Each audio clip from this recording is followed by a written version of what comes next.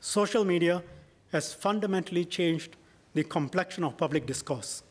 Hate speech, offensive speech, travels much faster, gains wider audience than before.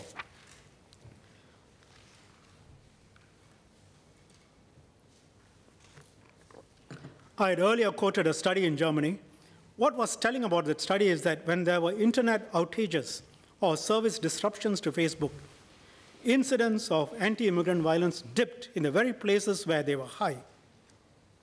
Social media platforms have shown themselves to be unable, unwilling to deal with hate and offensive speech. They have not taken real responsibility for the content circulating on their platforms. They earn money by advertising. The more eyeballs, the better. Using algorithms, they can deliver news reports that are likely to elicit outrage and responses. I have put in tab 14 some fairly offensive pictures. They're also on screen. White women being violated by immigrants. Someone is killing her child meanwhile. Twitter refused to take it down, not in breach of Twitter's hateful conduct policy.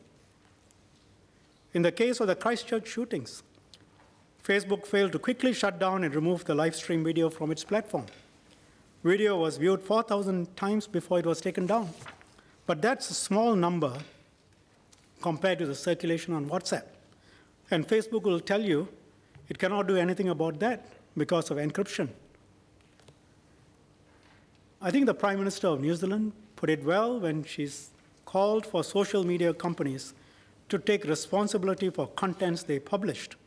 It cannot be a case of all profits and no responsibility, she said. The Australian Prime Minister has talked about imposing criminal charges on social media companies that are not responsible. Mr. Speaker, I drafted the speech before Mr. Zuckerberg's latest statement. That obviously has to be studied carefully.